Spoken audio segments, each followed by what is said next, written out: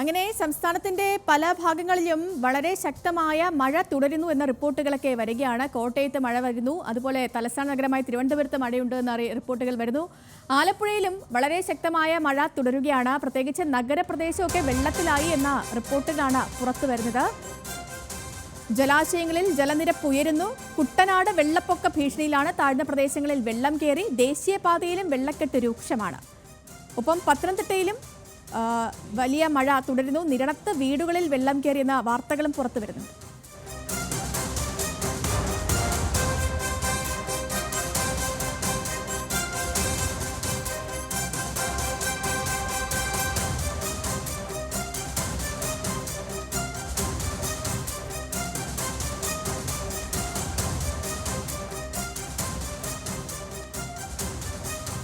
ആലപ്പുഴയിൽ നിന്ന് മനീഷ്, ഐഷ മാത്യുവും പത്തനംതിട്ടയിൽ നിന്ന് ഹൻസ് ജോണും ചേരുന്നുണ്ട്. നമുക്കൊപ്പം ആദ്യം പോകുന്നത് മനീഷിലേക്കാണ്. മനീഷ്, ആലപ്പുഴയിൽ വലിയ മഴയാണ് എന്ന റിപ്പോർട്ടുകൾ വരുന്നു. പ്രത്യേകിച്ച് ദേശീയ പാതയൊക്കെ വെള്ളക്കെട്ട് അവിടെ രൂപപ്പെട്ടു എന്നും റിപ്പോർട്ടുകൾ വരുന്നു. കുട്ടനാട് എല്ലാ സമയത്തും മഴക്കെടുതികൾ ഏറ്റവും അധികം അനുഭവിക്കുന്ന ജനതയാണ് കുട്ടനാടുകാർ. അപ്പോൾ എന്താണ്, മഴ ഇപ്പോഴും തുടരുകയാണോ? കാലാവസ്ഥാ വകുപ്പ് എന്താണ്, കാലാവസ്ഥാ മുന്നറിയിപ്പുകൾ എന്തൊക്കെയാണ്, വിവരങ്ങൾ? ലക്ഷ്മി, ആലപ്പുഴ ജില്ലയിൽ ഇപ്പോൾ ഓറഞ്ച് അലേർട്ടാണുള്ളത്. ഞാനിപ്പോൾ നിൽക്കുന്നത് പുത്തൻകിണർ ജനറൽ ആശുപത്രി റോഡിലാണ്. ഇവിടെ നോക്കുകയാണെങ്കിൽ ഏറെ മണിക്കൂറുകളായി വലിയ രീതിയിലൊരു വെള്ളക്കെട്ടാണ് നമുക്ക് കാണാൻ കഴിയുന്നത്. മാത്രമല്ല, ഇതൊരു ജനറൽ ആശുപത്രി വഴി തന്നെ ആയതുകൊണ്ട് തന്നെ ഇവിടെ ഗതാഗതം ഭാഗികമായാണ് നടക്കുന്നത്. ഇവിടെ നിന്ന് വെള്ളം പുറത്തേക്ക് ഒഴുകിപ്പോകാൻ ഒരു സാഹചര്യമില്ല.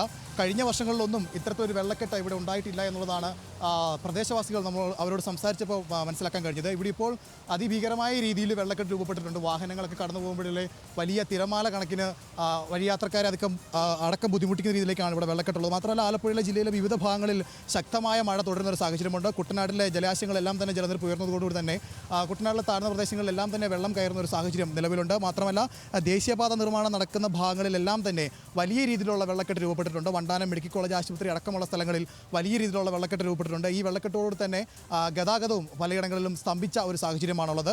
മാത്രമല്ല, ഇന്ന് രാവിലെ പെയ്ത ശക്തമായ മഴയിൽ പലയിടങ്ങളിലും എടത്തു അടക്കമുള്ള സ്ഥലങ്ങളിൽ പലയിടങ്ങളിലും വീടുകൾക്ക് കേടുപാടുകൾ ഉണ്ടായിട്ടുണ്ട്. വീടിൻ്റെ മേൽക്കൂര അടക്കം പറന്നു പോകുന്ന ഒരു സാഹചര്യം ഉണ്ടായിട്ടുണ്ട്. മൊത്തത്തിൽ ആലപ്പുഴയിൽ അതിശക്തമായ മഴ ഇപ്പോഴും തുടരുകയാണ്. ഇനിയും മഴ ശക്തി വർദ്ധിക്കാനാണ് സാധ്യതയെന്ന് കാലാവസ്ഥാ വകുപ്പിൻ്റെ മുന്നറിയിപ്പുണ്ട്. മാത്രമല്ല, സ്ഥലത്ത് ശക്തമായ കാറ്റ് കടൽ തീരപ്രദേശങ്ങളുമായി ബന്ധപ്പെട്ടുണ്ട്. അതുകൊണ്ട് തന്നെ ഉയർന്ന തിരമാലകളടക്കം ഉണ്ട്. ഇപ്പോൾ ആലപ്പുഴയിൽ തുടരുന്ന അതിശക്തമായ മഴയാണ്. ഈ മഴയുടെ ഭാഗമായിട്ടാണ് ഇവിടെ ഈ വെള്ളക്കിണർ ഭാഗത്ത് ഇത്തരത്തിലൊരു വലിയ വെള്ളക്കെട്ട് രൂപപ്പെട്ടിരിക്കുന്നത്. അതുകൊണ്ട് ആളുകൾക്ക് സഞ്ചരിക്കാൻ പോലും കഴിയാത്തൊരു സാഹചര്യമുണ്ട്. വഴിയാത്രക്കാരടക്കം വലിയ രീതിയിൽ ബുദ്ധിമുട്ടുന്ന ഒരു സാഹചര്യമാണ് നിലവിലൂടെ ഉള്ളത്. സേതുലക്ഷ്മി.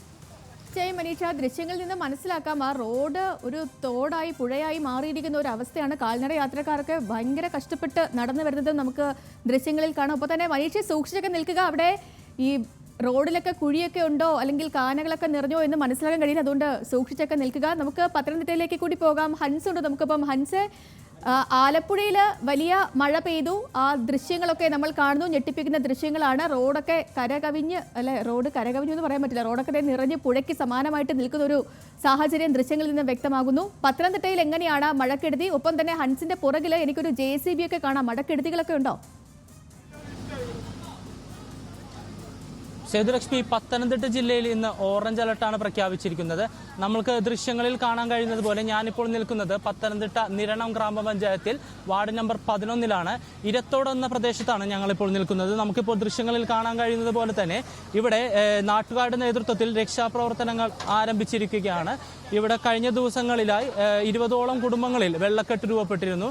അതിന്റെ ഭാഗമായാണ് ഇപ്പോൾ അടിയന്തര രക്ഷാപ്രവർത്തനങ്ങൾ നാട്ടുകാർ ആരംഭിച്ചിരിക്കുന്നത്. ഇത് പ്രധാനമായും നാട്ടുകാരുടെ ആരോപണപ്രകാരം ഇത് മഴക്കെടുതി മൂലമുള്ള വെള്ളക്കെട്ടല്ലെന്നാണ് അവർ പ്രതികരിക്കുന്നത്. സ്വകാര്യ വ്യക്തി ഇവിടെ നിർമ്മിച്ചിരുന്ന ഒരു ബണ്ട് മൂലം വെള്ളം, ഈ തോടിൽ നിന്ന് വെള്ളം മറുവശത്തുള്ള മറുവശത്തുള്ള വയലിലേക്ക് ഒഴുകിപ്പോകാത്തത് കാരണമാണ് ഇത്തരമൊരു വെള്ളക്കെട്ട് ഈ പ്രദേശത്ത് രൂപപ്പെടാൻ കാരണമായെന്നാണ് പ്രദേശവാസികളുടെ ആരോപണം. അതിന്റെ ഭാഗമായാണ് ഈ ബണ്ട് മാറ്റുന്നതിനുള്ള പ്രവർത്തനങ്ങളാണ് ഇപ്പോൾ നാട്ടുകാരുടെ നേതൃത്വത്തിൽ നടന്നുകൊണ്ടിരിക്കുന്നത്.